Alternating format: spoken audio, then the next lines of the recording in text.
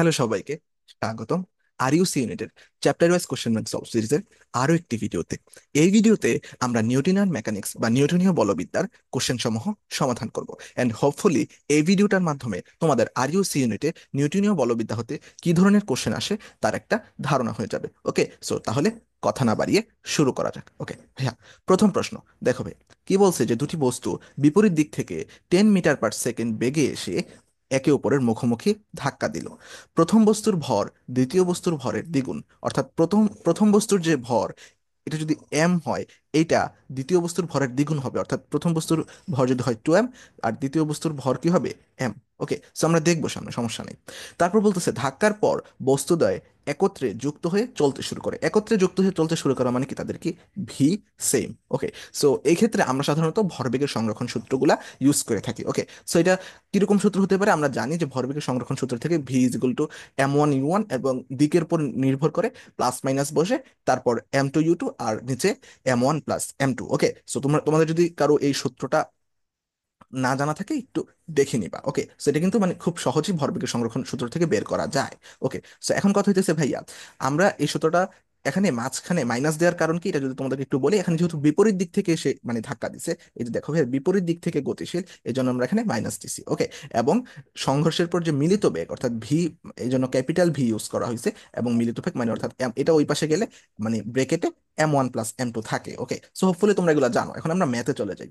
ওকে, so এখানে আমরা সর্বপ্রথম কি ইউজ করব, যে প্রথম হচ্ছে M1। এখানে কি বলছে, বলতেছে যে দুটি বস্তু বিপরীত দিক থেকে 10 মিটার পার সেকেন্ড বেগে আসতেছে। ওকে, সো M1 এখানে একটা বস্তুর যদি হয়, আমরা বলছিলাম একটা বস্তুর প্রথম বস্তুর ভর হবে কি 2m, কারণ সে কি দ্বিতীয় বস্তুর দ্বিগুণ, তাহলে দ্বিতীয় বস্তুর ভর কি হবে m। সো এরকম যদি হয়, আমাদের এখানে মান বসাবো। প্রথম কথা হচ্ছে এই যে M1 এর মান বসাইছি আমরা।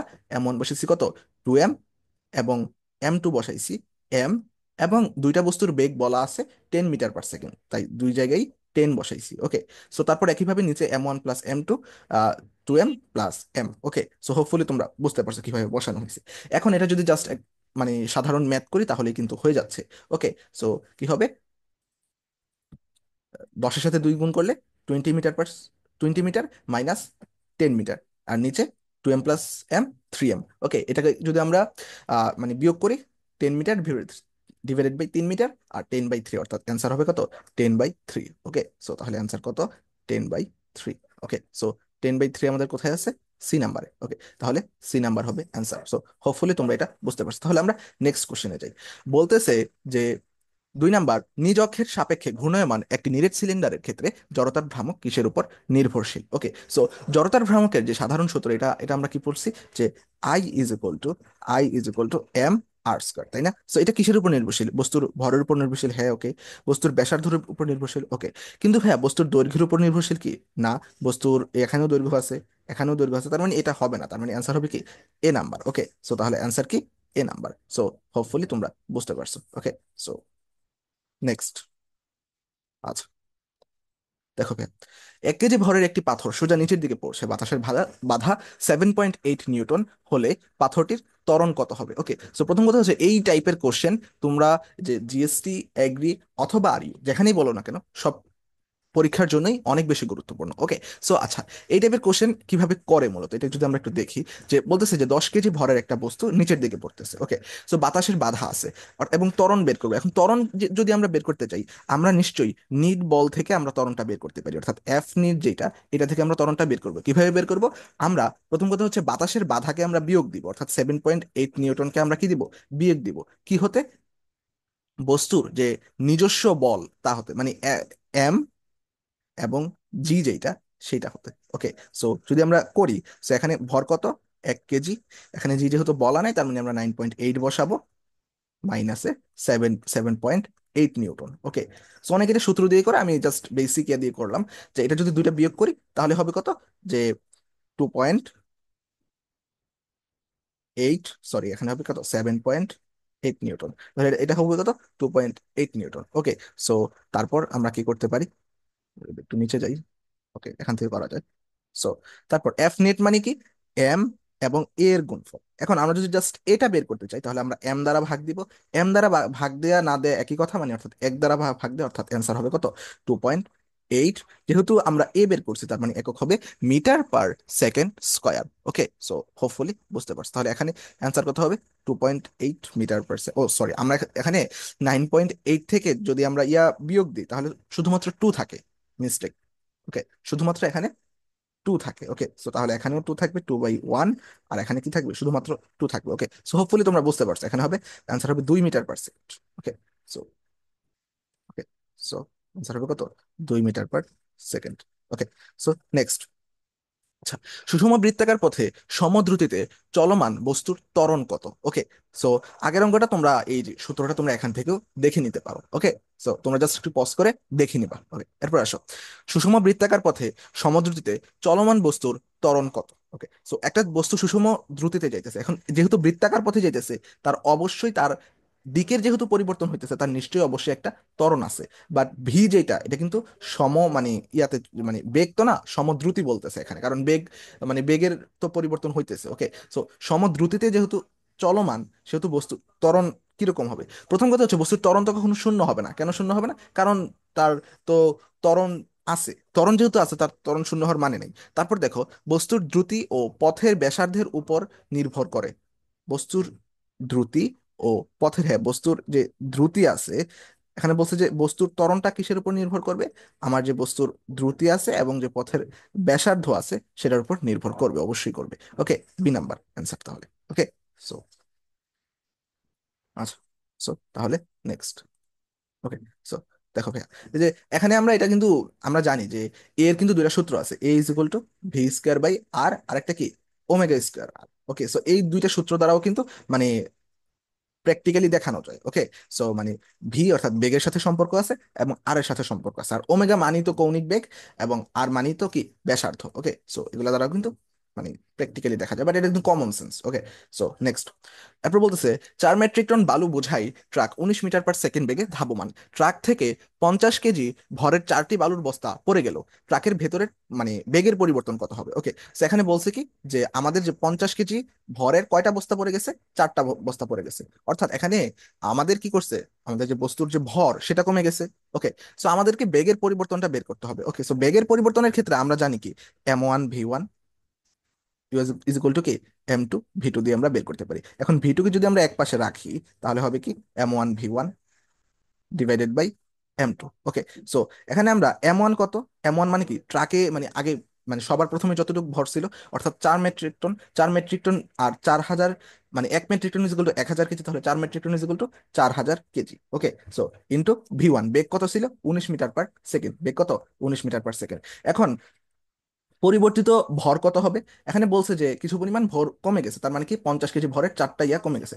সো 50 কেজি ভরের যদি 4 ব্যাগ সিমেন্ট কমে, বালুর বস্তা যদি কমে যায়, তাহলে 4 4 5 20, অর্থাৎ 200 কেজি ভর কমে গেছে। 200 কেজি ভর কমে গেছে, অর্থাৎ 4,000 থেকে 200 কেজি ভর যদি কমে যায় তাহলে আমাদের থাকে কত?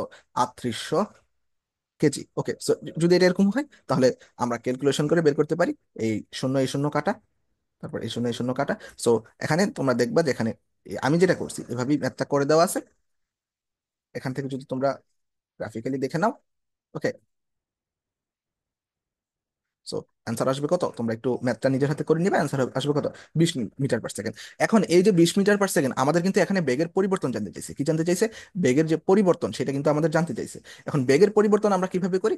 আমরা আগে যা ছিল তা থেকে আমরা বিয়োগ দিই। সো আগে আগে কত ছিল? 19 মিটার পার সেকেন্ড, এটা থেকে বিয়োগ দিলে মাত্র ওয়ান থাকে। ওকে, সো এটা আর দেখার দরকার নেই, এটা কত? 1 মিটার পার সেকেন্ড। ওকে, সো তোমরা একটু নিজে নিজে এখান থেকে নিজে করবা এবং এখান থেকে দেখে নিবা, মিলিয়ে নিবা নিজেরটা। ওকে, সো হোপফুলি বুঝতে পারছো কিভাবে করতে হবে।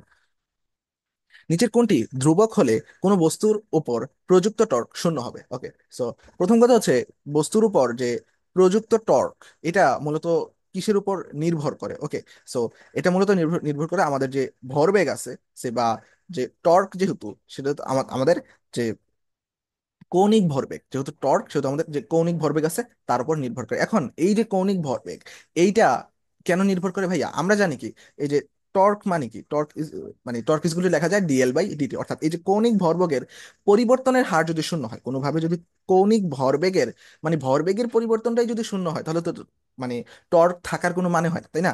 সো ভরবেগের পরিবর্তনটাই শূন্য হয়ে গেলে টর্ক থাকার কোনো মানে হয় না। তার মানে ভরবেগ যদি ধ্রুব হয় বা পরিবর্তন শূন্য হয়, একই কথা, ধ্রুব হওয়া আর পরিবর্তন শূন্য হওয়া সেম কথা।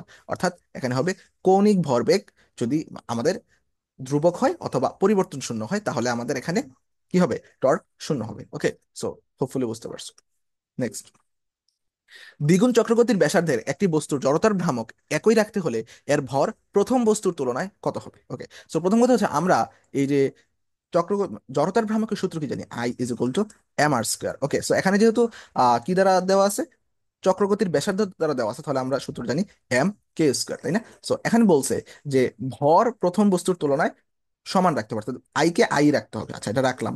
সো আই যদি রাখি এবং মানে ভর তো চেঞ্জ হবে না, কিন্তু আমাদের বলছে চক্রগতির ব্যাসার্ধকে এমন ভাবে পরিবর্তন করতে হবে যাতে কিনা আগেরটার সেম থাকে। ওকে, সো এখন বলছে দ্বিগুণ চক্রবর্তীর ব্যাসার্ধ করছি। ওকে, সো এখানে কি বলছে, ভর প্রথম বস্তুর তুলনায় কত। আচ্ছা, ভরকে আমরা চেঞ্জ করতে পারবো। ওকে, মানে চক্রগতির ব্যাসার্ধকে আমরা আগে দ্বিগুণ করব। চক্রগতির ব্যাসার্ধকে যদি আমরা দ্বিগুণ করি, অর্থাৎ 2k² করি, অর্থাৎ এটা হবে কি 4k², মানে 4 গুণ হয়ে গেল। কিন্তু এটা আগে ছিল মানে জাস্ট k², এখন কিন্তু এটা 4k², মানে 4 গুণ হয়ে গেল।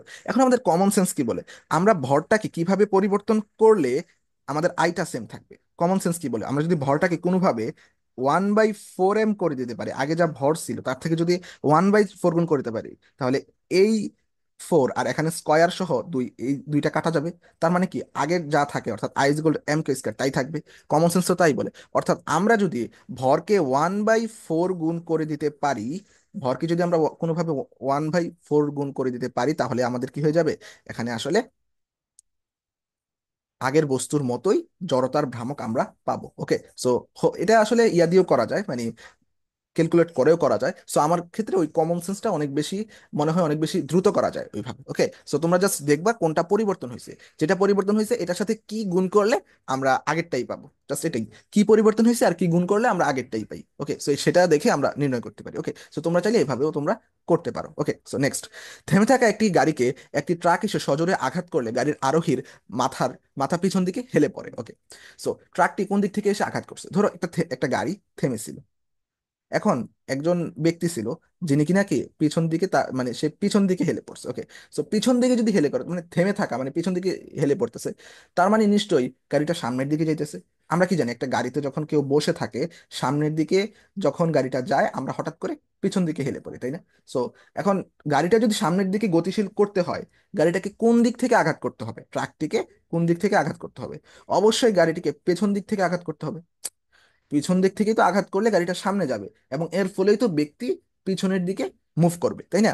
সো তার মানে গাড়িটি এখানে, ট্রাকটি কোন দিক থেকে আঘাত করছিল, মানে ট্রাকটি গাড়িটি কিন্তু আঘাত করছে, তাই না? সো ট্রাকটি কোন দিক থেকে আঘাত করছিল, পেছন দিক থেকে। ওকে, সো এখানে দেখো যে সুন্দরভাবে বলা আছে যে স্থিতি জড়তা থেকে বস্তুটি সামনে চলতে শুরু করায় আরোহী পেছনের দিকে হেলে পড়বে, এবং এটা তখনই সম্ভব যখন কিনা গাড়িটি চলতে শুরু করবে, এবং গাড়িটি যখন পেছন দিক থেকে ধাক্কা দিবে, সামনের দিক থেকে ধাক্কা দিলে তো সে আরো পিছনের দিকে যাবে, তখন তো আরো উল্টা ঘটনা ঘটবে, তাই না? সো নেক্সট, ওকে, সো তারপর দেখো, 2 কেজি ভরের একটি ভি বেগে গতিশীল বস্তু অপর একটি স্থির বস্তুকে আঘাত করলো। সংঘর্ষের পর উভয় বস্তু v/4 বেগে গতিশীল থাকলে প্রথমে স্থির থাকা বস্তুটির ভর কত হবে? ওকে, প্রথমে স্থির থাকা বস্তুটির ভর কত হবে? প্রথম কথা হচ্ছে ভাইয়া, 2 কেজি ভরের একটি ভি বেগে গতিশীল বস্তু অপর একটি স্থির বস্তুকে ধাক্কা দিছে। ওকে, সো পরে উভয় বস্তু v/4 বেগে গতিশীল থাকলে প্রথম স্থির থাকা বস্তুটির ভর কত হবে? এটা আসলে আমরা যে ভরবেগের যে সূত্র, এটা থেকে কিন্তু আমরা খুব সহজে করতে পারি। এই অধ্যায়ের মানে বেশিরভাগ অঙ্কই তোমরা ভরবেগের সূত্র এবং F=m এর যে সূত্রটা আছে সেটা দ্বারা করতে পারবে। ওকে, সো কি বললাম, m1u1 plus m2u2 m1 + m2 into V. Okay, so এই সূত্র দ্বারা আমরা করতে পারি। ওকে, সো এখানে যদি আমরা এখানে দেখো ভাইয়া, মান বসাইছে। প্রথম কথা হচ্ছে আমাদের এখানে এম এর মান কত, 2, m1 এর মান কত, 2, এবং ইউ1 এর জায়গায় ভি। তারপর যেহেতু স্থির ছিল সেহেতু 0, m2 আমরা কি করব, মানে বের করব। সো বের করি বের করি আর না করি এটা তো শূন্যই হয়ে যাবে, তাই না? যদিও m2 বের করব, বাট তাও তো এটা শূন্যই হয়ে যায়, গুণ করলে শূন্য হয়ে যায়। তারপর এই পাশে m1 × m2, কারণ m1 এবং m2 এই কোনোটার মানে কিন্তু আমরা আপাতত জানতেছি না, শুধুমাত্র m1 এর মান আমরা জানি, সেটা হচ্ছে 2। ওকে, সো প্রশ্নটা হাই রয়ে গেছে। তো যদি আমরা এখান থেকে দেখি যে m1 এর মান কত দেওয়া আছে, এটা হচ্ছে m1 এর মান, এবং m2 এর মান জানি না আমরা, আমরা জানবো এখানে ভর কত, এম এম টুর মান আমাদেরকে বের করতে হবে, এবং উভয় বস্তু মানে অর্থাৎ যে শেষ বেগ অর্থাৎ ভি, এটা v/4 বেগে গতিশীল হবে। ওকে, এখন যদি দেখো ভাইয়া, দুইয়ের সাথে যদি ভি গুণ দেই, দুইয়ের সাথে ভি গুণ দিলে 2v m1 প্লাস m2। ওকে, আর এটা যদি জাস্ট ইন্টারচেঞ্জ করি, অর্থাৎ ইন্টারচেঞ্জ বলতে কি, ফোরটাকে জাস্ট যদি আমরা ওই পাশে নিয়ে যাই, তাহলে কিন্তু এখানে ইয়া হয়ে যায়। এটাকে যদি আমরা ওই পাশে নিয়ে যাই, তাহলে 4 দোকানে 8, অর্থাৎ 8। ওকে, সো এই 4, 2 আর 4 গুণ দিলে কত থাকে, 8। আর এই পাশে ভি, আর এই পাশে ভি কি কাটাকাটি যায়, সো এটা থেকে তাহলে আমরা m1 plus m2 is equal two 8 আমরা লিখতে পারি। ওকে, সো তারপর আমরা m1 এর মান জানি, অর্থাৎ m1 কে আমরা ওই পাশে নিছি, এখানে m1 আছে, ওই পাশে গেলে বিয়োগ হয়ে যাবে, ওই পাশে গেলে কি হয়ে যাবে, বিয়োগ হয়ে যাবে। আর m1 এর মান কত, 2, 2 বসাইছে, তার মানে 6 কেজি আসছে। ওকে, সো 2 কেজি, সরি 6 কেজি, আমি ভুল করছি, 6 কেজি। ওকে, কারণ 2 তো বিয়োগ হয়ে যায়। ওকে, দেন কোনো নির্দিষ্ট অক্ষের সাপেক্ষে ঘূর্ণায়মান বস্তুর উপর প্রযুক্ত বল ও বলের অভিমুখের সাথে অক্ষের লম্ব দূরত্বের গুণফলকে কি বলে? ওকে, সো ভাইয়া, এটা তো তোমরা জানোই নিশ্চয়ই যে এটার লম্ব দূরত্বের গুণফলকে বলা হয় টর্ক। এটাকে কি বলা হয়? এটাকে বলা হয় টর্ক। ওকে, সো এখন অপশনে দেখো বলছে কি চক্রগতির ব্যাসার্ধ, না চক্রগতির ব্যাসার্ধ বলি না আমরা, দ্বন্দ্ব না, জড়তার ভ্রামক না, একটাও না। তো যদি একটাও না হয়, আমাদের অ্যান্সার হবে কি, একটা না হলে অ্যান্সার হবে ডি নাম্বার। ওকে, কোনোটি নয়। এখানে অ্যান্সার, এখানে একই ছিল, এটা হবে টর্ক। ওকে, সো নেক্সট, জড়তার ভ্রামকের মাত্রা কি? ওকে, সো কোনটা জড়তার ভ্রামকের মাত্রা, এবং যে বিভিন্ন যে এই কৌণিক ভরবেগ ভরবেগ এগুলোর মাত্রাগুলো কিন্তু এই অধ্যায় থেকে অনেক বেশি গুরুত্বপূর্ণ। সো তোমাদের কাজ হবে বাকি যে মাত্রাগুলো আছে সেগুলো বই থেকে একটু দেখে নেওয়া। আচ্ছা, জড়তার ভ্রামকের মাত্রা আমরা কিভাবে নির্ণয় করতে পারি? আমরা জানি I is equal to M, যেটা তো জড়তার ভ্রামক, I is equal to M R square. So M ভর, তার মানে ক্যাপিটাল এম, আর এই আর দ্বারা যেহেতু লেন্থ বোঝায় বা ব্যাসার্ধ, তার মানে এম এল স্কোয়ার, তার মানে জড়তার ভ্রামকের মাত্রা কি, M L square. Okay, so জড়তার ভ্রামকের মাত্রা কি হবে, এম এল স্কোয়ার। ওকে, আনসার হবে কত, এ নাম্বার। ওকে, নেক্সট, দেখো ভাইয়া, 30 মিটার পার সেকেন্ড বেগে আসা 0.15 কেজি ভরের একটি বলকে একজন বালক ক্যাচ ধরে 0.2 সেকেন্ড সময়ের মধ্যে থামিয়ে দিল। বালক কর্তৃক প্রযুক্ত বল কত? এখন এই যে বললাম, এটা কিন্তু আমরা F is equal to M A সূত্র দ্বারা মানে করতে পারি। ওকে, মানে সাধারণ সূত্রটা কিন্তু F is equal to M এই। Okay, so F is equal to M A. Okay, so এটা দ্বারা আমরা কি লিখতে পারি, F is equal to M, so V minus U divided by T. So you যেহেতু এখানে যদি ক্যাচকে থামিয়ে দিছে, তাহলে ইউটাকে আমরা না কল্পনা করলেও পারি, জাস্ট আমরা ভি বসাতে পারি, ডিভাইডেড বাই কত, টি। ওকে, সো এটা যদি আমরা করি, এখানে কত হবে, এম, আর এখানে কত, এই যে কি বলছে যে এফ। ওকে, সো এখানে তো এফ এর মান বের করবো না, এখানে বলছে হ্যাঁ প্রযুক্ত বলই আমরা বের করব, এবং যে এম, সো এখানে কত, 0.15 বেগ কত, 30 metre per second, 30 metre per second, এবং সময় কত, 0.2, সময় কত, 0.2। এখন এটা যদি আমরা ভাগ দিই, ভাগ দেওয়ার আগে আমরা যদি এটাকে জাস্ট, ওকে দাঁড়াও ওয়েট, সো প্রথমত হচ্ছে এই পয়েন্ট আর এই পয়েন্ট কাটা যায়, দাঁড়াও ওয়েট, এটার নিচে যদি আমরা, না উপরে যদি আমরা 100 দ্বারা গুণ দিই, নিচে যদি আমরা 100 দ্বারা গুণ দিই, তাহলে কি হয়, সো উপরে 100 দ্বারা গুণ দিলে হয় হচ্ছে 15। ওকে, 15 × 30। ওকে, আর নিচে 100 দ্বারা গুণ দিলে হয় 20। ওকে, সো শূন্য শূন্য কাটা, তারপর এই যে 3/2, অর্থাৎ 3×15 কত, 45, 3×15 কত, 45 ডিভাইডেড বাই কত, 2। এখন 45কে 2 দ্বারা ভাগ দিব, 45কে 2 দ্বারা ভাগ দিলে হবে 22.5 নিউটন। এটার অ্যান্সার কত, 22.5 নিউটন। ওকে, সো হোপফুলি বুঝতে পারছি কিভাবে করছি। প্রথম কথা হচ্ছে F is equal to M এর সূত্র, সাধারণ সূত্রটা ইউজ করবো, তারপর সেখানে মানে এ কে ভাঙাইলে যা হয়, মানে ভি বাই টি বসানো যায়, তারপর এখানে মান বসাই দিব। ওকে, সো হোপফুলি বুঝতে পারছি, সো দেখে নিতে পারো। ওকে, সো দেন মেঝেতে, সো তোমরা অনেকে বলতে পারো ভাই এখানে ইউ নিলাম না কেন, ভাইয়া ইউ তো শূন্য, এবং এটা কিন্তু ইউ কিন্তু যদি তোমরা ঋণাত্মকও ধরো, তাও কিন্তু কোনো প্রবলেম হইতেছে না, কারণ জাস্ট এখানে প্রযুক্ত বল চাইতেছে, এটা কোন দিকে ক্রিয়া করতেছে, মানে কোন দিকটা কিন্তু এখানে খুব একটা গুরুত্বপূর্ণ না। ওকে, এরপর দেখো, মেঝেতে স্থাপিত 400 নিউটন কাঠের ব্লকের উপর আনুভূমিকভাবে 160 নিউটন বল প্রয়োগ করলে মেঝে ও কাঠের মধ্যবর্তী ঘর্ষণ, মানে ঘর্ষণাঙ্ক কত? ওকে, সো আমরা জানি কি যে আমরা মিউ এস আর এর একটা সূত্র জানি। ওকে, সো এটা যদি আমরা একটু দেখি, দেখা এখানে চিত্র সহ দেওয়া আছে, আমরা জানি কি, মানে মিউ এস আর যে কথা, is equal to F S লেখা যায়, মানে F is equal to mu K R বা মিউ এস আর, এই সূত্র তো তোমরা পড়ছো। সো এইটা থেকে যদি আমরা ইন্টারচেঞ্জ করি তাহলে mu S is equal to F S divided by R. এখন বল দেওয়া আছে 160 নিউটন এবং ইয়া দেওয়া আছে 400 নিউটন, এবং এরা কি করছে পরস্পর, দেখো, মেঝেতে স্থাপিত একটি 400 নিউটন কাঠের ব্লকের উপর আনুভূমিকভাবে 160 নিউটন বল প্রয়োগ করলে মেঝেও ইয়া এখন আনুভূমিকভাবে প্রয়োগ করছে, অর্থাৎ একটা ইয়া আছে এটার দিকে আনুভূমিক ভাবে ইয়া করছে, এবং যে উপরের যে আরটা কিন্তু এই নিচ বরাবর কাজ করতেছে। ওকে, তার মানে এরা পরস্পর লম্বভাবে ক্রিয়া করতেছে। ওকে, এরা পরস্পর লম্বভাবে ক্রিয়া করতেছে, এটাই কিন্তু এখানে দেখাইছে। কারণ আমরা জানি কি যে আর বা যে MG, R is equal to তো এমজি লেখা যায়, এটা কোথায় কি আনুভূমিক মানে লম্বভাবে কাজ করে না, সরাসরি এমজি বরাবরই তো কাজ করে, তাই না? সো এখানে যদি আমরা কাটাকাটি করি বোঝা যাইতেছে এখানে হবে কত 0.4। কিভাবে কাটাকাটি করতে পারি, শূন্য শূন্য কাটা, তারপর 4 4 16, সো নিচে কত 10, নিচে কত থাকবে 10।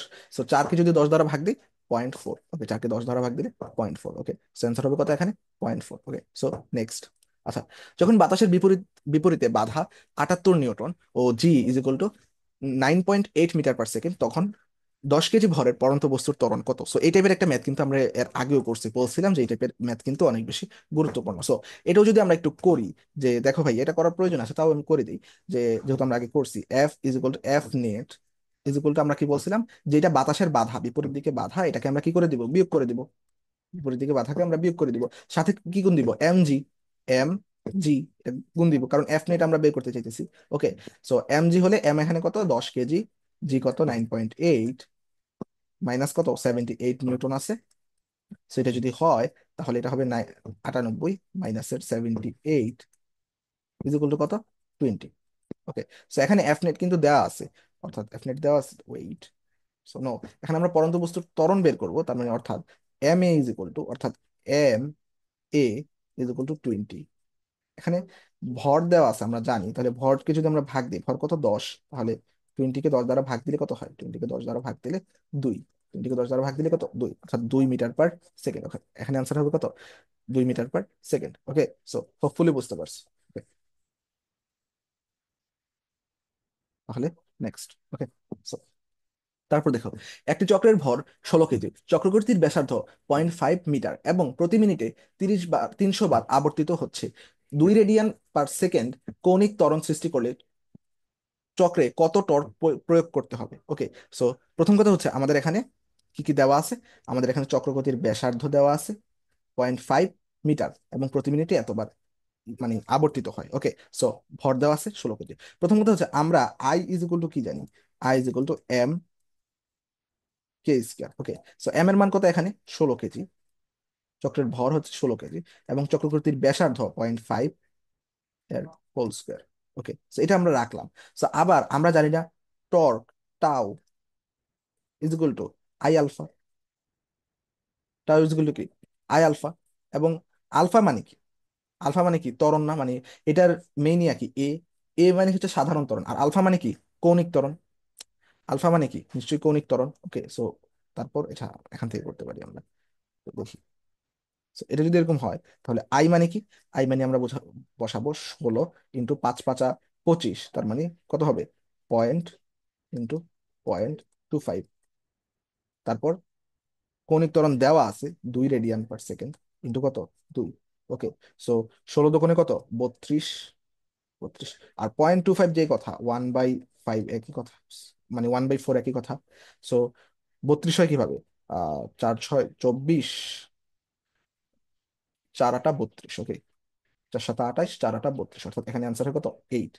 সো এখানে একটা দেখো ভাইয়া, এখানে কি কোনো জায়গায় 8 আছে অপশনে, দেখো তো, একটাও তো না, তাই না? অ্যান্সার হবে কত 8, অ্যান্সার হবে কত 8 হবে, অ্যান্সার হবে 8। ওকে, সো অ্যান্সার যদি 8 হয় তাহলে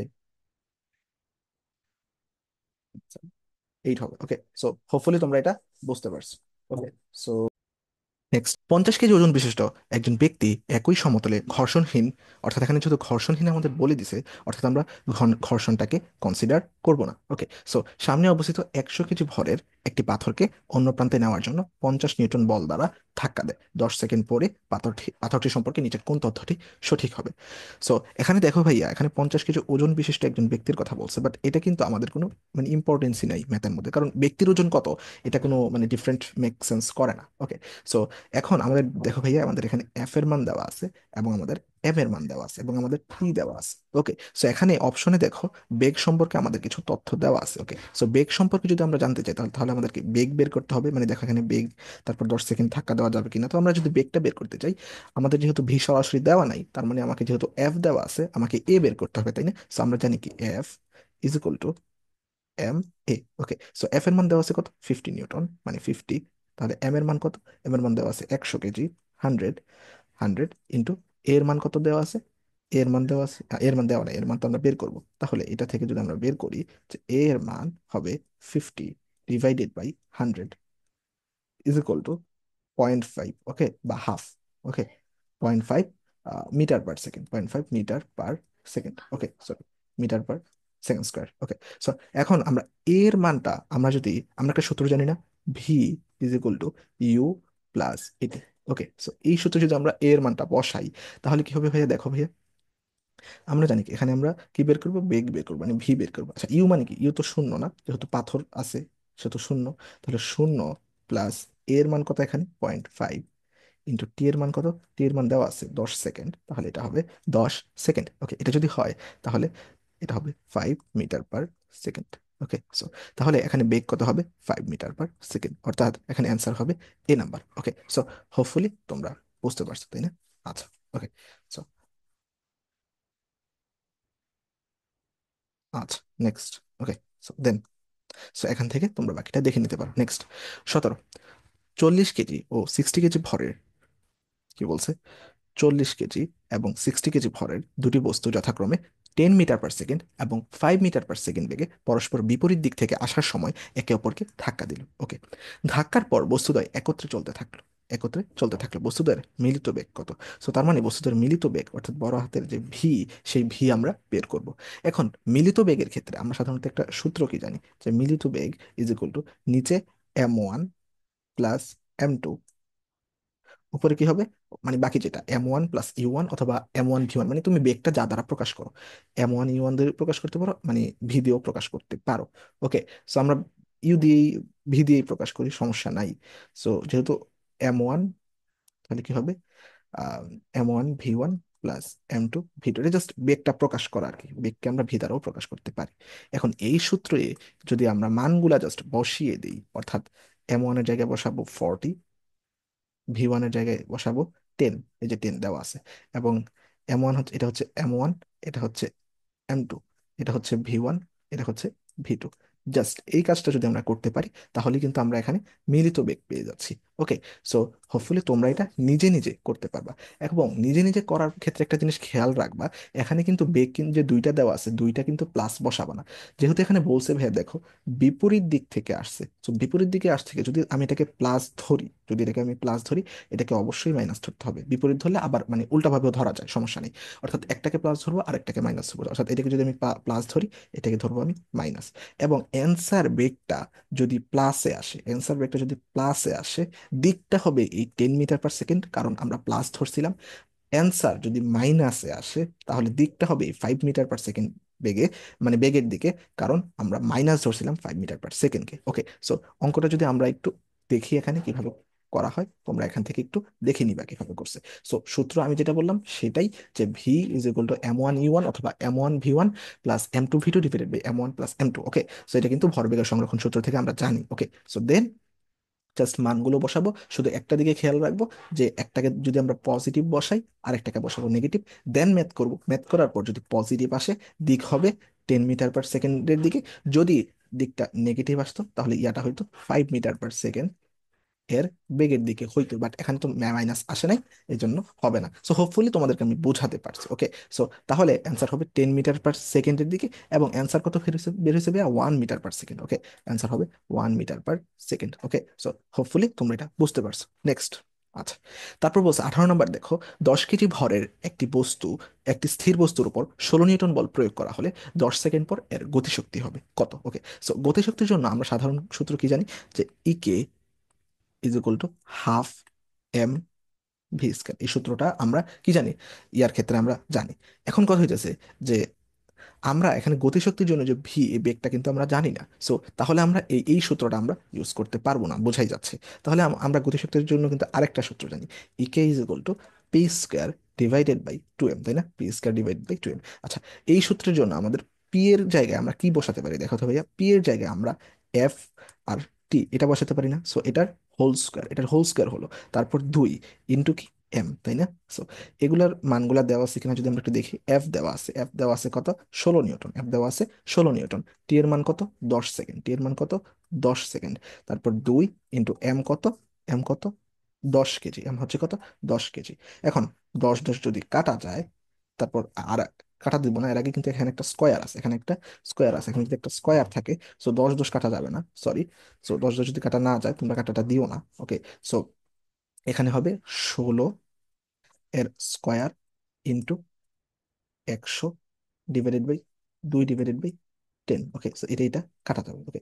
তারপর এইটাকে আমরা কত দিয়ে কাটবো, 5 দিয়ে কাটবো। তারপর 16 স্কোয়ারকে 5 দিয়ে গুণ করলে যা হবে তাই। তো আমরা যদি 16 দ্বারা গুণ করি, 6 6 36, হাতে আছে 3, 6 কে 6 আর 3 9, 96।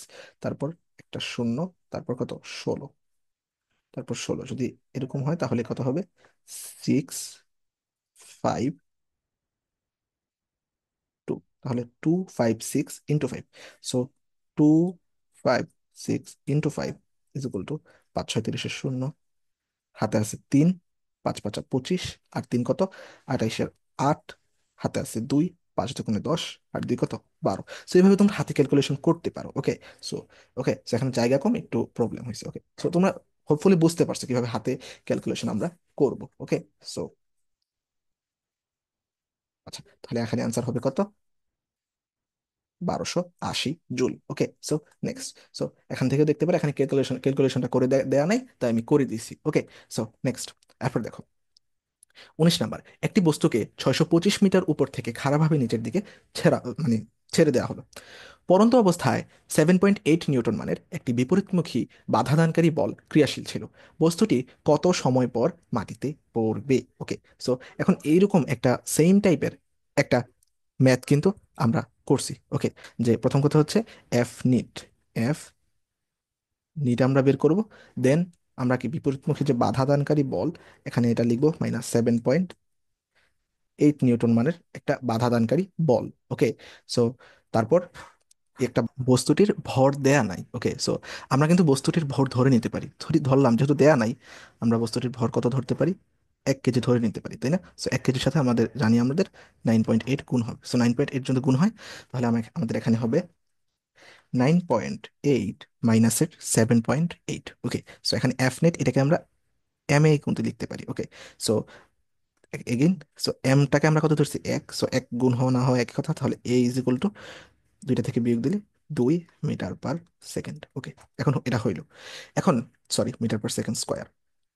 এখন তারপর বলছে বস্তুটি কত সময় পর মাটিতে পড়বে, ওকে। তো আমরা এর মান পাইছি, সো এর সাথে বা জি এর সাথে, আমরা যদি এটাকে জি দ্বারা প্রকাশ করি তাও হয়, জি এর সাথে আমাদের যে টি এর সম্পর্ক আমরা কিভাবে বের করতে পারি। সো আমরা একটা সূত্র জানি যে H is equal to half G T square, তাই না? হাফ জি টি স্কোয়ার, ওকে। সো আমরা যদি বলি যে তাহলে আমরা এইচ এর মান বের, সরি টি এর মান বের করবো, তাহলে এটা কি কি দাঁড়ায়, টিটাকে যদি এক পাশে আমরা রাখি, টিটাকে যদি আমরা এক পাশে রাখি, তারপর এখানে হবে 2h ডিভাইডেড বাই জি, তার উপর √, ওকে। এক পাশে কিন্তু এটাই হয়, ওকে। সো দেন আমাদের যদি রুট করি, সো 2h কত এখানে বলে বলে দেওয়া আছে, 625। 600 2 × 625, ওকে, 625, ওকে। দেন জি এর কত, 9.8, ওকে। সো 2, তাই না? সরি, জি এর মান কত, 2, কারণ জি এর মান আমরা পাইছি কত, 2। সো 2 মিটার পার সেকেন্ড, তাহলে এখন 2 আর 2 কাটা যায়, তার মানে বাকি থাকলো কত, শুধুমাত্র √625। আচ্ছা, তোমরা তো জানার উচিত যে 25 25 625, অর্থাৎ 25কে যদি আমরা দুইবার গুণ করি তাহলে কিন্তু 25 25 625 হয়। ওকে, সো তোমরা একটু গুণ করে দেখবা, 25 25 625। তার মানে এখানে রুট করলে এখানে 25 পাবো, অর্থাৎ এখানে যে টি এর মান, অর্থাৎ টি এর মান আমরা পাবো কত, 25 সেকেন্ড। ওকে, সো তাহলে এখানে অ্যান্সার হবে কত, 25 সেকেন্ড। ওকে, সো এটাই হবে অ্যান্সার। ওকে, সো হোপফুলি বুঝতে পারছো তোমরা। সো প্রথমে আমরা F is equal to M A দ্বারা, মানে যে সূত্র, এখান থেকে আমরা যে 7.8 নিউটন আছে সেটা বিয়োগ করে তার মধ্যে আমরা এর মান বের করবো। যেহেতু এখানে আমাদের কোনো মানে ওজন বলে দেওয়া নাই, তো আমরা 1 কেজি ওজন ধরে নিছি। ওকে, সো তোমরা যদি এখান থেকে দেখতে চাও, এখান থেকে একটু পজ করে দেখে নিবা আবার। ওকে, সো নেক্সট 20, একটি বস্তুর ভর এম ও চক্রগতির ব্যাসার্ধ আর, এর অর্ধেক ভরের বস্তুর চক্রগতির ব্যাসার্ধ কত হলে উভয়ের জড়তার ভ্রামক একই হবে। ওকে, সো এর আগে কিন্তু এরকম একটা ম্যাথ আমরা অলরেডি করছি। সরি, দেখো ভাই, এরকম একটা ম্যাথটা করছি, কিভাবে করতে পারি তা আগে একটু আমরা দেখি।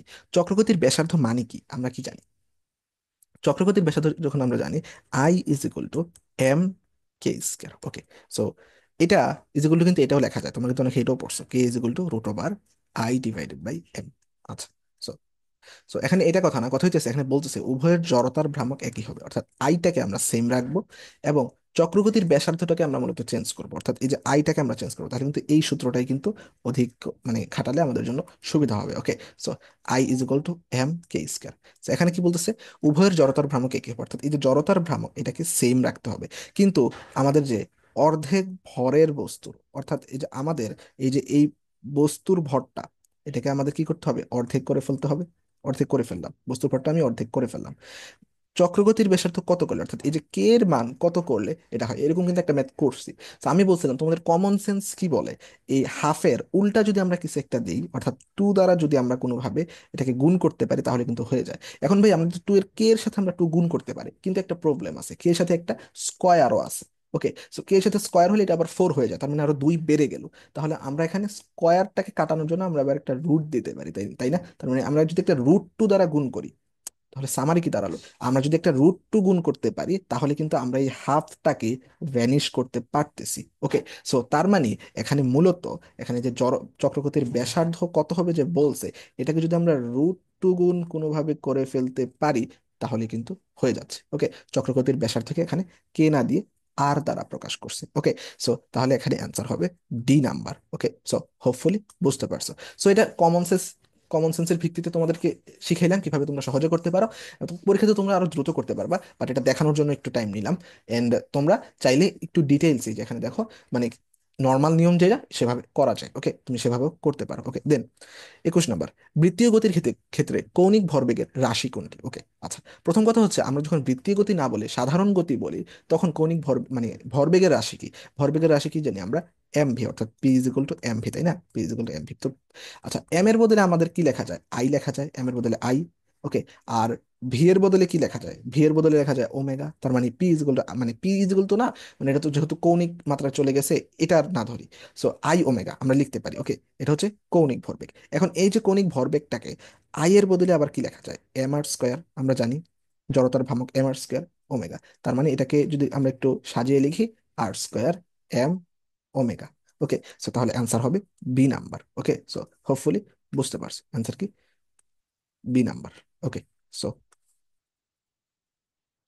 ওকে, এরকম অঙ্ক কিন্তু অনেক জায়গায় আসছে। ওকে, সো দেন দেখো, সো এখান থেকে তোমরা V is equal to omega R এই সূত্র দ্বারাও করতে পারো, বাট আমার কাছে এটা সহজ মনে হয়েছে। ওকে, সো তারপর কৌণিক ভরবেগ L is equal to R P R M V, তারপর জাস্ট মানগুলো বসিয়ে দিছে, বসিয়ে দিয়ে এম ওমেগা আর স্কয়ার, একই নিয়ম, জাস্ট একটু অন্য সূত্র দিয়ে করছে। ওকে, যাই হোক, 22 নম্বর, 1 নিউটন বল 2 কেজি ভরের উপর প্রয়োগ করা হলো, আবার 2 নিউটন বল 4 কেজি ভরের উপর প্রয়োগ করা হলো, প্রথম ও দ্বিতীয় ক্ষেত্রের ত্বরণের অনুপাত কত? ওকে, সো প্রথম কথা হচ্ছে আমরা দুইটা ক্ষেত্রে ত্বরণ বের করব, দেন আমরা তার অনুপাত বের করব, সহজ নিয়ম। ওকে, সো প্রথমে বলছে কি 1 নিউটন বল 2 কেজি ভরের উপর প্রয়োগ করছে, তাহলে এই ক্ষেত্রে ত্বরণ কি হবে, ত্বরণের সূত্র মানে আমরা সাধারণ সূত্র কি জানি, আমরা বলছিলাম বেশিরভাগ সূত্রে আমরা F is equal to M use করবো।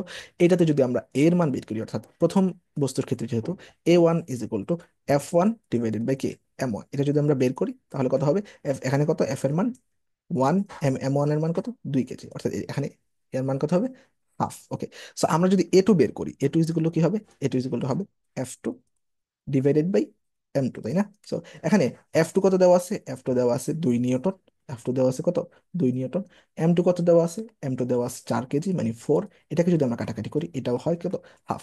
তার মানে দুইটার মানে A1 এবং A2 দুইটার মানে কত আসতেছে, হাফ। তার মানে কমন সেন্স কি বলে, আমরা যদি A1 ডিভাইডেড বাই A2 করি, তাহলে কিন্তু 1:1 আসার কথা, অর্থাৎ হাফ ডিভাইডেড বাই হাফ, দুইটা যদি কাটাকাটি হয়ে যায়, ইজ ইকুয়াল টু কত হচ্ছে, 1:1। ওকে, সেটা দেখেই বলে দেওয়া যায়। ওকে, সেটা কিন্তু এ নাম্বারটা অ্যান্সার। ওকে, সো এ নাম্বার হচ্ছে অ্যান্সার। ওকে, তাহলে হচ্ছে, সো তারপর নেক্সট। ওকে, সো ওয়েট, সো হোপফুলি তোমরা বুঝতে পারছো। আচ্ছা,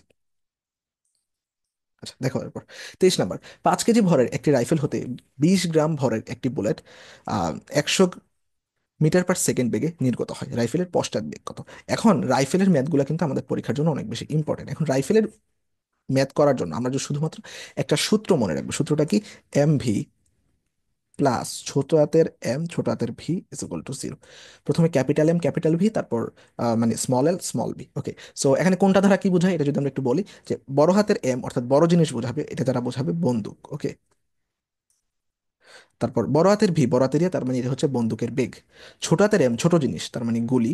ছোট হাতের ভি ছোট জিনিস, তার মানে গুলির বেগ। তার মানে এটা আমি জাস্ট মনে রাখার জন্য কোনটা দ্বারা কি বোঝায়, বড় হাতের গুলা বড় জিনিস বোঝাবে, ছোট হাতের গুলা ছোট জিনিস বোঝাবে। সো এতটুকু হোপফুলি তোমরা বোঝো। ওকে, সো এখন এই MV প্লাস MV, এই সূত্র যদি আমরা বসাই, capital M capital V plus small L small M small V is equal to 0। এখন আমাদের জাস্ট পশ্চাৎ বেগ জানতে চাইছি, এখন রাইফেলের তো পশ্চাৎ বেগ হবে। ওকে, সো রাইফেলের পশ্চাৎ বেগ, তার মানে আমাদের এই বড় হাতের ভি জানতে চাইছি। ওকে, সো এটা যদি আমরা বের করি, ভিটাকে যদি আমরা এক পাশে রাখি, তাহলে এই পাশে হয় কত, minus M divided by V divided by কত, capital M. Okay, so minus, so M এর মান কত এখানে, মানে গুলির এখানে হচ্ছে 20 গ্রাম, মানে এই যে 20 ইন্টু কত, ইন্টু হচ্ছে ভি, কত ভি দেওয়া আছে হাজার, মানে 1000 metre per second. Okay, 1000 metre per second. আর এম কত দেওয়া আছে, 5 কেজি। উপরে যেহেতু আমরা এখানে গ্রামে বসাইছি, নিচেও আমরা গ্রামে বসাবো, 5 কেজিকে আমরা 5000 গ্রাম লিখবো। ওকে, সো এবার আমরা যদি শূন্য শূন্য কাটা দিই, শূন্য শূন্য কাটা দিই, কাটা দিলাম, সো কি কি হয়, এখানে 4×5 = 20 হয়। ওকে, অর্থাৎ 4 মিটার পার সেকেন্ড হচ্ছে অ্যান্সার, অর্থাৎ রাইফেলের পশ্চাৎ বেগ হচ্ছে 4 মিটার পার সেকেন্ড। এটা যে পশ্চাৎ বেগ, এটার জন্য কিন্তু এখানে একটা মাইনাস আসছে। ওকে, সো মাইনাসটা আলাদাভাবে দেওয়ার দরকার নেই, এটা যে পশ্চাৎ বেগ, এই জন্যই কিন্তু আমরা এখানে মাইনাসটা দিছি। ওকে, সো মাইনাস আসলে মানে কি বোঝায়, পিছনের দিকে বেগ। ওকে, অর্থাৎ পশ্চাৎ বেগ, পশ্চাৎ বেগ কত, 4 মিটার পার সেকেন্ড। ওকে, তাহলে এখানে অ্যান্সার হবে এ নাম্বার। ওকে, অ্যান্সার এ নাম্বার। তাহলে নেক্সট। আচ্ছা, 24, 50 কেজি ভরের একটি স্থির বস্তুর উপর 5 সেকেন্ড ব্যাপী 10 নিউটন বল প্রযুক্ত হলো, উক্ত বস্তুটির বেগের পরিবর্তন কত? ওকে, সো ভাইয়া, বেগের পরিবর্তন বলতে আমরা কি বুঝি ভাইয়া, কোনো বস্তুর বেগের পরিবর্তন মানে কি? সো আমরা যদি বলি যে M is equal to V minus U, অথবা del V is equal to, আমরা লিখতে পারি না FT। ওকে, সো FT তো লেখা যায়, তাই না, FT, তো আমরা জানি এই সূত্রটা। সো এখানে এম এর মান, এখানে আমরা বের করবো কি, বেগের পরিবর্তন, অর্থাৎ আমরা এখানে ডেল ভি বের করবো। ডেল ভি যদি আমরা বের করি, তাহলে আমরা জানি FT divided by M is equal to, F এর মান কত এখানে, এফ এর মান হচ্ছে কত, 10 নিউটন, তারপর টি এর মান 5 সেকেন্ড, এম এর মান 50 কেজি। সো শূন্য শূন্য কাটা, 5 5 কাটা, অর্থাৎ এখানে অ্যান্সার হবে কত, 1 মিটার পার সেকেন্ড। এখানে অ্যান্সার কত হবে, 1 metre per second. So hopefully তোমরা বুঝতে পারছো কিভাবে করতে হয়। ওকে, সো করে ফেলবা। সো নেক্সট, আমাদের নেক্সট হচ্ছে 25 নম্বর। দেখো ভাইয়া, 5 মেট্রিক টন ভরের বালু বোঝাইকারী একটি ট্রাক 20 মিটার পার সেকেন্ড বেগে চলন্ত অবস্থায় ট্রাকে ছিদ্র হয়ে প্রতি মিনিটে 20 কেজি হারে বালু নিচে পড়তে থাকে, মানে শুরু করলো। তারপর ভরবেগ সংরক্ষিত থাকলে 50 মিনিট পর, আমার জানতে চাইছি 50 মিনিট পর ট্রাকের বেগ কত হবে, অর্থাৎ বেগ জানতে চাইছি। ওকে, এখন বেগ বের করার জন্য আমাদের প্রথমে যে কত হারে বালু পড়ছে সেই দিকে একটু নজর দিতে হবে। ওকে, সো প্রথম কথা হচ্ছে, আমরা জানি কি যে, মানে সব সময় যে কোনো কিছুর আগে যে মোট শক্তি বা ভরবেগ, পরবর্তীতে মোট ভরবেগ সমান থাকে, তাই না, অর্থাৎ আমরা লিখতে পারি M1 V1 অর্থাৎ is equal two M2 V2। আচ্ছা, M2 V2, এখান থেকে আমরা আমরা বলতেছে যে সংরক্ষিত হলে পরবর্তীতে কি হবে, ট্রাকের যে মোট বেগ এটা কত হবে, অর্থাৎ মানে বালুগুলো পরে যাওয়ার পর আমাদের বেগটা কত হবে, অর্থাৎ V2 ইজ ইকুয়াল টু আমাদের কত হবে, তাই না। সো V2 যদি আমরা বের করি, সো এদিকে হবে M1 V1 ডিভাইডেড বাই কত, m2 v2। ওকে, সো এখানে m1 কত দেওয়া আছে ভাইয়া, m1 দেওয়া আছে 5 metric ton. 1 metric ton is equal to 1000 KG, তাহলে 5 metric ton is equal to 5000 KG. Okay, so into V one এর মান কত দেওয়া আছে 20 মিটার পার সেকেন্ড। m2 এর মান কত দেওয়া আছে, আচ্ছা m2 তো আমরা এখনো পাই নাই তাই না, সো m2 আমরা কিভাবে মূলত বের করতে পারি। তো এখানে দেখো ভাইয়া, প্রতি মিনিটে 20 কেজি হারে মাটি নিচেতে পড়ছে, এবং 50 মিনিট পর মানে তার হদিশ হয়েছে, বা 50 মিনিট পর তার বেগ কত, তাই তো, সেটা তো আমরা জানবো। সো কথা হলো 20 কেজি হারে পড়ছে প্রতি মিনিটে, তাহলে 50 মিনিটে পড়ছে আমাদের কত, আমরা বলতে পারি 5 × 10, তার মানে 10, দুইটা শূন্য আমরা নিয়ে নিব। ওকে, অর্থাৎ 1000। অর্থাৎ আমাদের যে পড়ছে কত, মানে নিচের দিকে পড়ছে কত, 1000। অর্থাৎ আমাদের ওজন কমছে, ওজন কমছে কত, 5000 থেকে 1000 কমছে, তার মানে ওজন হবে কত এখানে, 4000। ওকে, সো অর্থাৎ ওজন হবে এখানে 4000 কেজি বা 4 মেট্রিক টন। ওকে, এখন যদি শূন্য শূন্য কাটা দেই, তারপর এই শূন্য এই শূন্য কাটা, এই শূন্য এই শূন্য কাটা। ওকে, সো এটাকে যদি আমরা, প্রথম কথা হচ্ছে 50 দুগুণে কত, 100, আর 25 দুগুণে, 4 × 25 = 100, তার মানে এখানে হবে কত, 25। ওকে, সো তাহলে এখানে অ্যান্সার কত হবে, 25 মিটার পার সেকেন্ড। ওকে, সো না বুঝলে ম্যাথটা একটু আরেকবার দেখে নাও, দেখো বুঝতে পারছো কিনা। ওকে, সো একটু ভালোভাবে দেখবা যে অ্যান্সার হবে কত, 25 মিটার পার সেকেন্ড। ওকে, সো এটা তোমরা নিজে নিজে আবার করবে। এই ম্যাথ কিন্তু এই সেম টাইপের একটা ম্যাথ কিন্তু এর আগে করাইছে, একটু জাস্ট ওইটা থেকে একটু কিন্তু এটা পার্থক্য। ওকে, সো দেন নেক্সট। ওকে, সো হোপফুলি বুঝতে পারছো। দেন, একটি রাইফেলের গুলি একটা তক্তা ভেদ করতে পারে, মানে তক্তা ভেদ করে আর কি, যদি গুলির বেগ দ্বিগুণ করা হয়, তাহলে পুরুত্বের কতটা, মানে একই পুরুত্বের কতটি তক্তা ভেদ করতে পারবে। সো এই অঙ্ক মেবি তোমরা অনেক আগে থেকে করে আসতেছো যে কতটি তক্তা ভেদ করতে হবে। সো তক্তা ভেদ করতে, কতটি তক্তা ভেদ করতে পারবে, এটা সূত্র সাধারণত আমরা জানি কি, এন স্কোয়ার সূত্র দিয়ে দিলেই হয়ে যায়, মানে যত গুণ হবে তত স্কোয়ার দিলেই হয়ে যায়। এখানে যেহেতু দ্বিগুণ বলছে, তাহলে আর কতটি তক্তা ভেদ করতে পারবে, মানে 2 স্কোয়ার। ওকে, সো তাহলে এখানে অ্যান্সার হবে কত, 2 স্কোয়ার, অর্থাৎ আরো আরো 4টি তক্তা ভেদ করতে পারবে। ওকে, সেটা আমরা ডান লিখতে পারি কারণ আমরা করে ফেলছি। ওকে, সো এখানে যদি আমরা দেখি, এই যে দেখো এখানে মানে একটু নিয়মে করছে, তুমি জাস্ট স্কোয়ার দিয়ে দিলেই হয়ে যায় ভাইয়া। অর্থাৎ অ্যান্সার হবে কত, 4, অ্যান্সার হবে কত, 4টি আরো তক্তা ভেদ করতে পারবে। ওকে, সো হোপফুলি বুঝতে পারছো। তারপর দেখো, এই হয়তো বা আগে মানে রিটেন আসতো, এই জন্য হয়তো বা কোনোভাবে এগুলো আসছে, আমি জানি না কেন এগুলো এরকম আসছে। সো দেখো ভাইয়া, বলছে কি, মহাবিশ্বের যে 4টি মৌলিক বল আছে সেগুলো লিখো। ওকে, সো মানে লিখতে বলছে আর কি। সো এটা রিটেন মূলত। সো তাহলে কি হবে, মানে 4টি মৌলিক বল তো আমরা জানি, একটা হচ্ছে কি, আমরা জানি মহাকর্ষীয় বল, সবল নিউক্লিয় বল, দুর্বল নিউক্লিয় বল, তড়িৎচুম্বকীয় বল, এগুলো তো আমরা জানি। এগুলার যে উদাহরণগুলো, এগুলো কিন্তু অনেক বেশি ইম্পর্টেন্ট। কি উদাহরণের কথা বলছি, যে মহাকর্ষ বল কিসের কারণে হয়, তড়িৎচুম্বকীয় বল কিসের কারণে হয়, তারপর হচ্ছে আমাদের যে সবল নিউক্লিয় বল কিসের কারণে হয়, দুর্বল নিউক্লিয় বল কিসের কারণে হয়, এগুলো তোমরা একটু পড়ে নিবা, বাট সামনে আমি আবার দেখাবো, এগুলো প্রবলেম নাই। ওকে, এখন আগে ম্যাথ করি। 28 নাম্বার, 4 কেজি ভরের একটি বস্তু খাড়া নিচের দিকে পড়ছে। ওকে, বাতাসের বাধা 6.2 নিউটন হলে বস্তুটির ত্বরণ কত হবে। সো সেম টাইপের ম্যাথ কিন্তু আমরা অলরেডি এর আগেও করে আসছে, এবং বলছি এই টাইপের ম্যাথ কিন্তু অনেক বেশি ইম্পর্টেন্ট। ওকে, সো এটার অ্যান্সার হবে এ, ঠিক আছে, বাট তোমাদের কাজ হচ্ছে এটা বাসায় নিজ দায়িত্বে করে ফেলা, বাসায় এটা তোমরা নিজ দায়িত্বে করে ফেলবে, কারণ এই ত্বরণ বের করার ম্যাথ কিন্তু আমরা অলরেডি অনেকবার করছি। ওকে, সো নেক্সট। ওকে, সো অ্যান্সার হবে 8.25। ওকে, সো এবার দেখো এটা, এটা করি নাই। এবার দেখো, জড়তার ভ্রামক দৃঢ় বস্তুর ক্ষেত্রে নির্ভর করে কি। আচ্ছা, জড়তার ভ্রামকের সূত্রটা আমরা কি জানি, জড়তার ভ্রামক আমরা জানি I = mr², এটা হচ্ছে জড়তার ভ্রামকের সূত্র। যদি এটা সূত্র হয়, তাহলে আমরা তো জানি জড়তার ভ্রামক মূলত ঘূর্ণন অক্ষের অবস্থানের উপর ভিত্তি করে চেঞ্জ হয় অবশ্যই। কোন একটা বস্তুর ঘূর্ণন অক্ষ থেকে তার যে মধ্যবর্তী যে সেটা কি, মানে তার ভিত্তিতে তো জড়তার ভ্রামকটা এক এক এক এক বস্তুর ক্ষেত্রে এক এক রকম হয়ে থাকে তাই না। তারপর বস্তুর আকৃতির ক্ষেত্রে অবশ্যই কোন একটা বস্তু কি তুমি গোলাকার, নাকি কোন একটা বস্তু দণ্ডাকার, তার উপরে তো বস্তুর জড়তার ভ্রামক চেঞ্জ হবে, নাকি কোনো একটা বস্তুর এবড়ো থেবড়ো শেপ। ওকে, সো তার উপরে তো বস্তুর জড়তার ভ্রামক চেঞ্জ হবে, কিন্তু বস্তুর যে ঘূর্ণন বেগের সাথে তোমরা আয়ের সাথে কিন্তু কোনো মানে বেগ বা ভি এর কোনো মিল দেখতেছো, বা তোমরা কি কোনো দেখছো যে ঘূর্ণন বেগের উপর জড়তার ভ্রামক নির্ভরশীল না, তাহলে জড়তার ভ্রামক এই ঘূর্ণন বেগের প্রতি নির্ভরশীল না। তাহলে অ্যান্সার হবে কি, অ্যান্সার হবে মানে 1 ও 2। ওকে, সো অ্যান্সার কোথায় আছে, নাম্বার। তাহলে অ্যান্সার হবে কি, 1 ও 2। ওকে, সো হোপফুলি বুঝতে পারছো যে জড়তার ভ্রামক আমাদের ঘূর্ণন বেগের উপর নির্ভর করে না, নির্ভর করে কিসের উপর, ঘূর্ণন অক্ষের অবস্থানের উপর এবং বস্তুর আকৃতির উপর। ওকে, সো নেক্সট। আচ্ছা, একটি কণা 4.5 মিটার ব্যাসার্ধের বৃত্তাকার পথে প্রতি মিনিটে 225 225 বার আবর্তন করে। ওকে, কতবার আবর্তন করে, 225 বার আবর্তন করে, এর রৈখিক বেগ কত হবে। ওকে, সো এর রৈখিক বেগ কত হবে। আচ্ছা, সো বলছে একটি কণা 4.5 মিটার ব্যাসার্ধের বৃত্তাকার পথে। সো এটা তো আমরা সহজ, তাই না, আমরা তো জানি V is equal to omega R, তাই না। So omega is equal to আমরা কি আবার বলতে পারি, 2 pi N divided by T. Okay, অনেকে এটা বড় হাতের এনও লাগে লেখে আর কি। So 2 pi N divided by T, okay, into R. Okay, এখন যদি আমরা জাস্ট মানগুলা বসাই, 2 পাইকে আমরা 2 পাই রাখি, সমস্যা নেই। আচ্ছা, বসাই দিই। 3.1416 ইন্টু কত, এন, এন এর মান কত, 225। 225, আচ্ছা। এখানে টি এর মান কত, প্রতি মিনিটে, তার মানে 60 সেকেন্ডে 225 বার। আর এর মান কত, আর এর মান হচ্ছে 4.5। ওকে, সো এটা যখন ক্যালকুলেটর ছিল তখন সম্ভবত আসছে। সো এই জন্য এখানে একটু ম্যাথটা একটু জটিল। তাও তোমরা হুবহু বা কাছাকাছি মান কিন্তু তোমরা নিতে পারো। কিভাবে নিতে পারো ভাইয়া? এই 3.1416 এই জায়গায় তোমরা মানটাকে কত নিবে আমি বলি, যদি একটু বলি যে এই জায়গায়, আচ্ছা ঠিক আছে, এভাবে দেখো।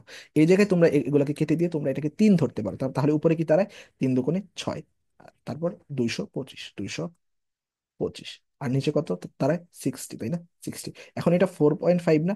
এই 4.5টাকে তুমি মোটামুটি ইয়া ধরতে পারো যে, ধরো কত ধরলা, যে 4.5কে, আচ্ছা 4.5ই রাখো। সো এটাকে তুমি এভাবে লিখতে পারো যে 4.5 ডিভাইডেড বাই কত, 10, এভাবে লেখা যায় কিন্তু। ওকে, সো এখন কথা হইতেছে, এই যে নিচে এই 6 আর 6 কাটা দিতে পারো। ওকে, কাটা দিলা। সো পরে কি হলো, যে আমাদের 225 × 45 × 100। ওকে, সো একটা কাজ করো তুমি, এই 4.5কে মানে 45 যেটা ছিল, মানে 4.5 যেটা ছিল, তো 45 হয়েছে এখন। সো এইটাকে তুমি ইয়া ধরতে পারো, মানে একটা শূন্য এখান থেকে কাটা দিয়ে এখানে 4.5 ধরতে পারো, এবং এই 4.5টাকে তুমি 5 ধরতে পারো। আর 5 দ্বারা যদি তুমি এটাকে কাটো তাহলে নিচে থাকে কত, 2। কি বললাম বুঝতে পারছো? 4.5ই রাখলাম, বা 45কে 50 ধরলাম, যা ধরো। 50 দিয়ে যদি 100কে কাটো তাহলে হয় 2, অথবা 5 দিয়ে যদি তুমি 10কে কাটো, মানে তখন তো 10 হয়ে যাবে, 10কে কাটো তখন থাকবে 2। এখন 2 যদি থাকে, 225কে 2 দ্বারা ভাগ দিলে নিশ্চয়ই 112 দশমিক সামথিং আসবে, তাই না? 112.5। ওকে, 112.5। এখন কখনোই তো তুমি দেখো ভাইয়া, 106 এবং 122.72 এই দুইটার মধ্যে কিন্তু কাছাকাছি একটা মান হবে, কখনোই কিন্তু এই দুইটা কিন্তু মান হবে না। এখন এই দুইটার মধ্যে তুমি কোনটা নিতে পারো? তোমার কমন সেন্স কি বলে কোনটা কাছাকাছি?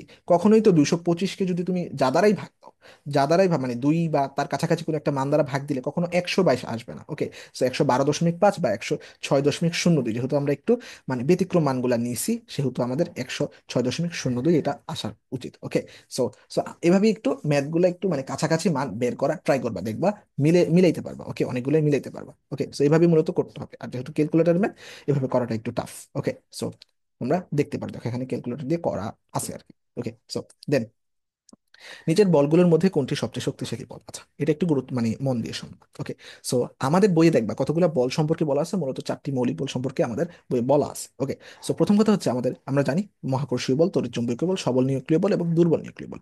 মনে রাখবা, এই যে মহাকর্ষীয় বল, সবগুলা বলের মধ্যে সবচেয়ে দুর্বল বল, সবচেয়ে কি বল, সবচেয়ে দুর্বল বল, এটা হচ্ছে সবচেয়ে দুর্বল। তাহলে সবচেয়ে সবল কি? এইটা হচ্ছে সবচেয়ে সবল, এটা হচ্ছে কি, সবচেয়ে সবল বল। ওকে, সো এই দুটো জিনিস একটু মনে রাখবা, অনেক বেশি আসে। এখন এখন কোন কণার বিনিময়ের ফলে কোন বল মূলত তৈরি হয়ে থাকে? ওকে, মানে ক্রিয়াশীল। ওকে, সো এইটা মনে রাখবা। মহাকর্ষ বল, আমরা জানি না গ্র্যাভিটেশনাল ফোর্স, তার মানে মহাকর্ষ বল মূলত আমাদের যে গ্র্যাভিটন আছে, আমাদের এই গ্র্যাভিটন কণার কারণে আমাদের এই মহাকর্ষীয় বল দেখা যায়। তারপর হলো তড়িৎ চুম্বকীয় বল। আমরা জানি না আলো এক প্রকার তড়িৎ চুম্বক তরঙ্গ, ওইখান থেকে মনে রাখবা তড়িৎ চুম্বকীয় বলের যে বিনিময় কণা সেটা হচ্ছে ফোটন। তড়িৎ চুম্বক বল কি? ফোটন। তড়িৎ চুম্বক বল ফোটন। তারপর হচ্ছে সবল নিউক্লিয় বল। ওকে, সো এটা একটু মনে রাখবা, সবল নিউক্লিয় বল হচ্ছে মেসন অথবা গ্লুয়ন। ওকে, সবল নিউক্লিয় বল কি? মেসন অথবা গ্লুয়ন। মেসন অথবা গ্লুয়ন। ওকে, সেগুলো কিন্তু ইম্পর্টেন্ট, মনে রাখবা। ওকে, তারপর দুর্বল নিউক্লিয় বল যেটা, দুর্বল নিউক্লিয় বলটা এভাবে মনে রাখতে পারো যে আমাদের যে বোসন সাহেব, আমাদের যে বোসন, মানে বাঙালিরা কি হয় সাধারণত দুর্বল হয়, বাঙালিরা কি হয় সাধারণত দুর্বল হয়। তাই বাঙালি যদি কোনো নাম পাও তাহলে তুমি তাকে দুর্বল নিউক্লিয় বলের সেখানে পাঠাই দিবা। অর্থাৎ আমাদের যে বোসন সাহেব বা যে হিগস বোসন কণা যেটা আছে, যে বোসন কণার বিনিময়ের ফলে মূলত আমাদের এই দুর্বল নিউক্লিয় বল সৃষ্টি হয়ে থাকে। ওকে, সো তারপর আরো কিছু মনে রাখতে পারো, যে এই যে মহাকর্ষীয় বল, এইটার যে ক্ষেত্র, এটা হচ্ছে অসীম, মানে অনেক বেশি। তাহলে সবচেয়ে কম ক্ষেত্র কোনটা? এটা হচ্ছে সবল নিউক্লিয় বল। এটা হচ্ছে কি, সবল নিউক্লিয় বল কি, মানে ক্ষেত্র সবচেয়ে কম, এটার যে ক্ষেত্র কম। ওকে, সো এটার ক্ষেত্র সবচেয়ে কম। ওকে, সো এগুলো একটু মনে রাখতে পারলে মোটামুটি হয়ে যায়। সো তারপর কোন কণা ইয়ার ফলে, যেমন দুর্বল নিউক্লিয় বল আমাদের বিটা কণার ফলে মূলত মানে দুর্বল নিউক্লিয় বল দেখা দিয়ে থাকে। ওকে, সো এগুলো একটু তোমাদের দায়িত্ব হচ্ছে, আমি তো একটু দেখাই দিলাম, বাট তোমাদের বইয়ে এগুলো খুব সুন্দরভাবে বলা আছে এবং চার্ট আকারে দেওয়া আছে। তোমার কাজ হবে সেখান থেকে একটু গুরুত্বপূর্ণ জিনিসগুলো পড়ে নেওয়া। ওকে, সো হোপফুলি বুঝতে পারছো। ওকে, নেক্সট। ওকে, সো এখান থেকে ভালো হবে তুমি বই থেকে পড়ো। ওকে, সো বই থেকে পড়বা। আচ্ছা, সো 32 নাম্বার, স্থির অবস্থা থেকে 40 কেজি ভর বিশিষ্ট কোনো বস্তু নির্দিষ্ট বলের ক্রিয়ার ফলে 2 সেকেন্ড পর 15 মিটার পার সেকেন্ড বেগপ্রাপ্ত হলো। 4 সেকেন্ড পর বস্তুটির গতিশক্তি কত হবে? ওকে, সো বস্তুটির গতিশক্তি বের করতে চাইছে। এখন গতিশক্তি বের করতে গেলে আমাদের অবশ্যই কি জানা লাগবে? বেগ জানা লাগবে। এখন এখানে একবার কিছু ক্রাইটেরিয়া দিয়ে দিচ্ছে, দেখো দুইটা টাইম দিয়ে দিচ্ছে, একটা হচ্ছে 2 সেকেন্ড পর আর একটা হচ্ছে 4 সেকেন্ড পর। তার মানে আমাদের 2 সেকেন্ড পর বেগ কত ছিল সেখান থেকে আবার আমাদের কি কি বের করতে হবে? এর মান মানে বেগের মান বের করতে হবে। ওকে, সো আমরা যদি দেখি, প্রথমে যদি বলি 2 সেকেন্ড পর আমাদের যে বেগটা এটাকে আমাদের আগে বের করতে হবে। 2 সেকেন্ড পর যে বেগ, এটা যদি আমরা বের করি, আমরা জানি কি V is equal to U plus A T, এটা তো আমরা জানি তাই না? সো এখন 2 সেকেন্ড পর বেগ কত হবে? এখানে যেহেতু স্থির বস্তু থেকে মানে স্থির অবস্থা থেকে, তাহলে ইউর মান কত? 0। তারপর এর মান কত হবে? এর মান হবে, হ্যাঁ, এর মান কি বের করবো? ওয়েট। সো 2 সেকেন্ড পর 40 কেজি ভর বিশিষ্ট বস্তুর গতিশক্তি কত হবে? এখন আমরা বেগ, সরি, আমরা এখানে এ এর মান মূলত আমরা বের করবো। ওকে, সো এর মান যদি আমরা বের করি, এখানে বেগ দেওয়া আছে 15 metre per second. So 15 metre per second into T এর মান, সো টি এর মান কত? 2। ওকে, সো তাহলে আমরা যদি এর মান বের করি, বা এ ইজ ইকুয়াল টু কত হবে? 15 ডিভাইডেড বাই 2, অর্থাৎ 7.5 মিটার পার সেকেন্ড স্কোয়ার। ওকে, এখন এই যে এর মানটা, এই এর মানটাকে আমরা ইয়াতে বসাবো। ওকে, সো আমরা যদি করতে চাই, সো ধরো এখন আমরা যদি একটু উপরেই করি। ওকে, সো এবার আমরা 4 সেকেন্ড পর কি হয় সেটা আমরা বের করবো। এখন আমরা বের করব 4 সেকেন্ড পর যে বেগ, এটা আমরা একটু বের করবো। ওকে, 4 সেকেন্ড পর বেগ আমরা কিভাবে বের করতে পারি? V is equal to U plus A T, same সূত্র। জাস্ট এখানে ইউর মানটাও শূন্য, জাস্ট এখানে এর জায়গায় আমরা যে 7.5 পেলাম 2 সেকেন্ড পর যে ত্বরণ পেলাম, সেটা আমরা দিয়ে করবো। যেহেতু আমরা 4 সেকেন্ড পর বেগ বের করতেছি, এখানে হচ্ছে 4, তার মানে V is equal to 0 + 7.4 into 4, তাহলে এখানে কত আসে? 4 × 7 = 28, আর 0.5 গুণ করলে 30। ওকে, মানে 2 বাড়বে। ওকে, সো 30 এখানে বেগ যেহেতু মিটার পার সেকেন্ড। ওকে, সো এখন এই 30 মিটার পার সেকেন্ডকে আমরা গতিশক্তির সূত্রে জাস্ট বসাবো। সো গতিশক্তি ইজ ইকুয়াল টু আমরা কি জানি? হাফ এম ভি স্কয়ার, তাই না? সো গতিশক্তি E K, E K is equal to half M V square. এখানে এম এর মান কত? একসাথে বসাই দিই, তোমরা বুঝবা আশা করি। যে এম এর মান হচ্ছে 40 কেজি, এম এর মান হচ্ছে কত? 40 কেজি, এবং ইয়া কত? 30। সো এম ভি স্কয়ার, তাহলে 30-র উপর স্কয়ার। ওকে, 30-র উপর কি? স্কয়ার। সো এটা যদি করি কত হবে? 2 দ্বারা এটাকে আমরা ভাগ দিব, তাহলে কত হবে? 20। 20, তাহলে তারপর এটা হবে কত? 20 ইন্টু 3 × 9 মানে 900, 900, 9 × 2 = 18, তার মানে 1800 ইন্টু 0। ওকে, তার মানে এখানে হবে 18,000 জুল। এখানে অ্যান্সার হবে কত? 18,000 জুল। ওকে, সো হোপফুলি তোমরা ম্যাথটা বুঝতে পারছো। ওকে, সো হোপফুলি বোঝার কথা কথা। ওকে, সো অ্যান্সার হবে কত? যেহেতু একে সেহেতু একক কি? জুল। ওকে, গতিশক্তি, গতিশক্তি যেহেতু একক কি হবে? জুল। তাহলে অ্যান্সার কত হবে বলছিলাম? 18,000 জুল। ওকে, সো তোমরা যদি কেউ না বুঝে থাকো, এখান থেকে একটু আরেকবার দেখে নিতে পারো। ওকে, আরেকবার একটু দেখে নিবা। সো নেক্সট, নেক্সট 33, একটি বস্তুর জড়তার ভ্রামক 9,000 গ্রাম সেন্টিমিটার স্কয়ার। বস্তুটির ভর 10 গ্রাম হলে চক্রগতির ব্যাসার্ধ কত? ওকে, সো চক্রগতির ব্যাসার্ধ আমরা বের করবো। ওকে, সো প্রথম কথা হচ্ছে চক্রগতির ব্যাসার্ধ কি? আমরা অনেকে I is equal to M K square এখান থেকে বের করি, অথবা সরাসরি করা যায় যে কে ইজ ইকুয়াল টু √I/m, তোমাদের যেটা ভালো লাগে। ওকে, সো তারপর √I এর মান যদি আমরা দেখি, যে আই এর মান কত হবে? এখানে জড়তার ভ্রামক দেওয়া আছে 9,000 গ্রাম, যেহেতু দুইটা গ্রামে দেওয়া আছে আমরা গ্রামে বসাই দিই। 9,000 গ্রাম সেন্টিমিটার স্কয়ার। ওকে, সো তারপর এখানে এম দেওয়া আছে কত? 10 গ্রাম। এম দেওয়া আছে কত? 10 গ্রাম। তাহলে এই শূন্য এই শূন্য কাটা, তাহলে থাকে কত? √900। আর √900 যদি আমরা করি, আমরা জানি যে 100 কে ইয়া করলে হয় 10, আর 9 কে হলে হয় 3, তার মানে কত? 30। ওকে, তার মানে অ্যান্সার হবে কত? যেহেতু এখানে সেন্টিমিটার স্কয়ার ছিল, ওকে, তার মানে এখানে একক কি হবে? সেন্টিমিটার, কারণ স্কয়ারটা রুটের কারণে কাটা যাবে। ওকে, সো এখানে একক কি হবে? Centimetre square. সো তাহলে এই ছিল আমাদের আজকের নিউটনিয়ান বলবিদ্যার ক্লাস। এই ক্লাসটার মাধ্যমে হোপফুলি তোমরা বুঝতে পারবা যে আরিওতে নিউটনিয়ান বলবিদ্যা হতে কি টাইপের কোশ্চেন হয়ে থাকে। সো তাহলে দেখা হচ্ছে অন্য কোনো কোশ্চেন এবং সলভ ক্লাসে। যদি যদি ভিডিওটি ভালো লেগে থাকে, তাহলে ভিডিওটিতে একটা লাইক দিতে পারো, অ্যান্ড আরও এরকম ভিডিও দেখতে চ্যানেলটিকে সাবস্ক্রাইব করতে পারো। অ্যান্ড তাহলে দেখা হচ্ছে অন্য কোনো ক্লাসে। টিল দেন, ভালো থাকো সবাই। ওকে।